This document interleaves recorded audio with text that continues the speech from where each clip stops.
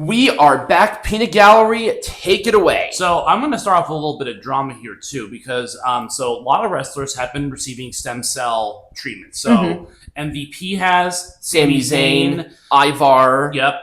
Rey Mysterio, amongst other things. So there's a misconception out there that I guess aborted fetuses essentially are still being used for stem cell treatment. And that's just not the case.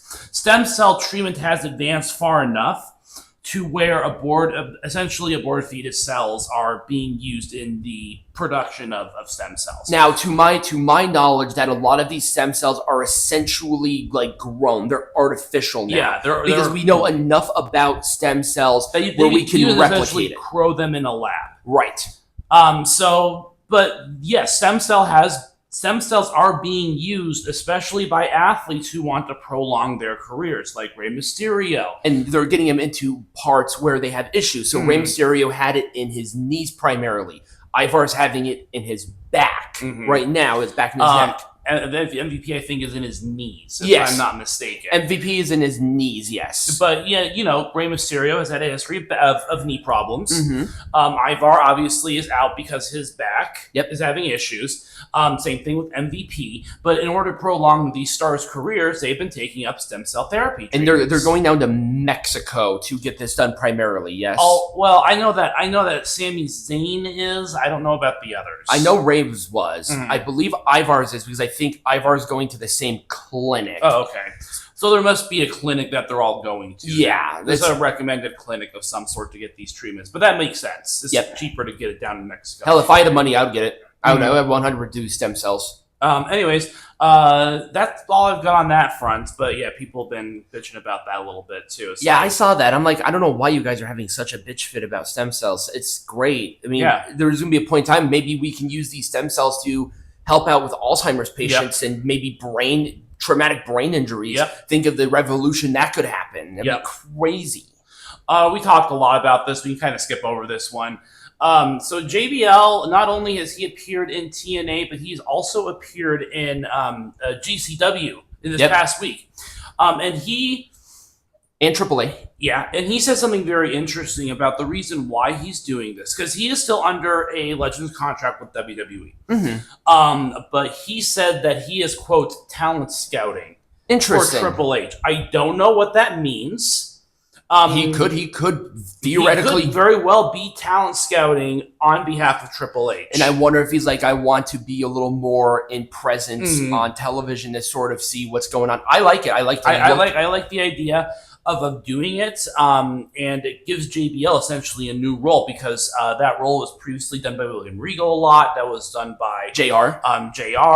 A lot of the other veteran wrestlers. But now JBL is doing it, and he's also appearing on screen as well. He can't use Bradshaw, but John Layfield is his real name. Yeah, and what I really like about this, and it's something that hasn't been done, is that he is being on camera. He's being used on screen for rivalries. Now, a lot of it is with Nick Nemeth, and I hope Nick does not go to WWE. I don't think he will. I think he wants to stay within Indies because he's killing it right now. But John Layfield, I mean, it's really cool. I think it's awesome. He looks badass. It's a new lease on life for him. I can't remember the last time that he wrestled outside of WWE. I think since the 90s, maybe? I don't know. Something like that. Anyways. And then, so there was this rumor going around that I don't know who started the rumors. This was so stupid. I don't know who started the rumors, but there was rumor going around that NXT, the Performance Center, the WWE Performance Center, was moving from Orlando to Las Vegas.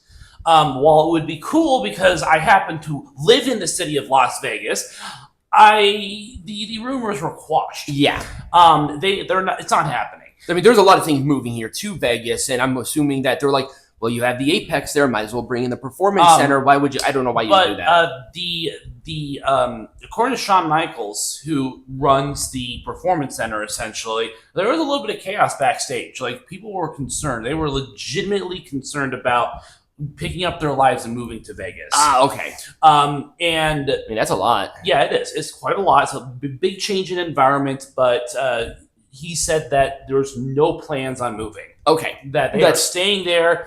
The tax incentives are there, obviously. And lot of wrestlers just live there, and that's where they just have to stay. And then within Orlando, it's a great place because there was a lot of international. I mean, there was a lot of international travel here too, but it's a little more. It's East Coast time. It's just easier all around for WWE just to stay there. Just logistics. It's just easy. Exactly. There'd be no reason for them to move at this point with the Performance Center.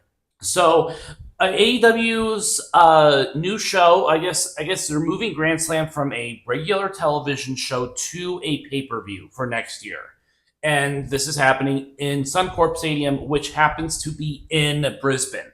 So that is where they're having their first ever stadium show, essentially. Well, not AEW's first stadium show. But their first stadium show in Australia. Their first show in general in Australia, I think. Which makes a lot of sense because there are a lot of Australians that happen to be working for AEW. Yeah, there are. But at the same time, AEW's entire business model has been in the shitter. I mean, I think they're just trying to copy WWE at this point. They're just trying to go international as much as mentally possible. And it's like, you guys are declining over and over again. So it's like, are we really going to make it to February of 2025? There's still a lot of time there. But yeah, they're doing a stadium show.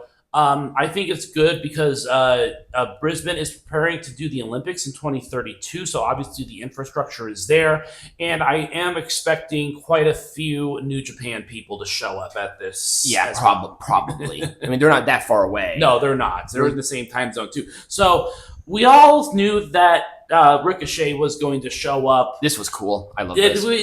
No one expected Nigel McGuinness to come back. Now there were rumors in some way, shape, or form that Nigel was getting back in ring shape. It was still a surprise, though. People did not expect that to happen. Yeah, I liked it. I mean, it's really cool seeing him back. He's always wanted to go back into wrestling, but he had, I think, neck injuries. Yeah, and I don't think he's going to go back full time. But if he does special matches, I would love to see him wrestle Danielson again.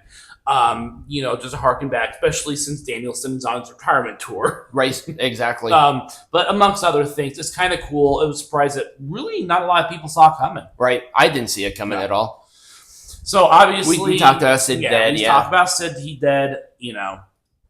Sad day. Okay, so Jesse Ventura returned to the WWE, and what's interesting about this is the not only did he return to the WWE, because he had a notoriously bad relationship with Vince McMahon after he attempted to unionize the WWF.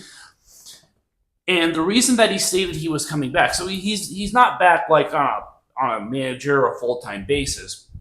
He's signing a Legends contract, essentially. Right. But the reason that he came back was explicitly because WWE is no longer controlled by the McMahons. And he just wanted to come back to the WWE, but just not under the regime of Vince McMahon. I will at least give him credit that he really did keep on that. He really kept on that promise that he was not going to come back, even though. That is a lie. He made a few appearances. Yeah, he did make appearances. He was involved in a match in the 90s.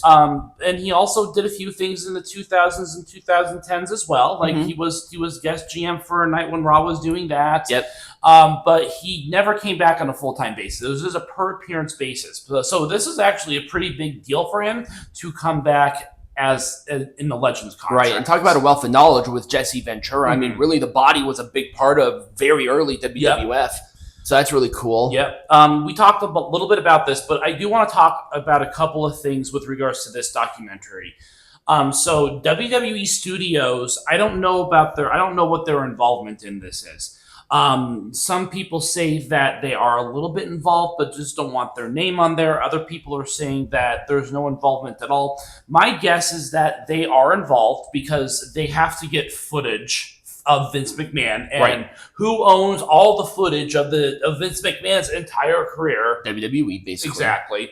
And another thing too is that Netflix, who is producing this, has encouraged Vince McMahon to be very open. So it is going to be very interesting to see what he says, especially since he no longer has an interest in WWE as a company. I wonder, I mean, he's not going to shit on his creation. Why would he? But he is going to talk about things that maybe he wouldn't have otherwise said because he was under contract with the company. Right. There's going to be a lot here that's going to be really interesting. I think that because Vince is now out of the company, I think a lot of past skeletons are going to come out of the closet. Oh, this entire thing is going to be a very large... I wouldn't say a hit piece, but we're definitely going to be a walk-in closet full of skeletons. Mm-hmm. Oh yeah, absolutely. I think the door of the closet is a skeleton. I think so. So those were just a couple of tidbits I wanted to interject, and then finally, this was kind of a funny thing. Governor. So Josh Shapiro, who's the governor of Pennsylvania. He made a really weird tweet about WWE WrestleMania coming back in 2026 because he was hyping up the 250th anniversary of the city of Pennsylvania's founding. And he made an offhanded, I think it was just a wording error. I don't think he meant it as they're coming back in 2026. I just think that the wording of the tweet itself was odd. Well, because he was talking about the 250th anniversary of the city. That only comes around once in a lifetime of a city. There's no two-time 250th anniversary. Right. That's in 2026. So if WrestleMania was coming back for that, that would be in 2026, which is not true. I don't know if we even know where it's going to be. We don't know the venue for WrestleMania 42. I mean, we're at WrestleMania 41. WrestleMania 40, WrestleMania 41, which is going to be here, and then Indianapolis already has a future WrestleMania on the docket. Right, but we're not sure if it's next year. Right, exactly. So that's pretty much all I had. But when we come back, we're going to cover All In. Yes, we're covering All In first. All right.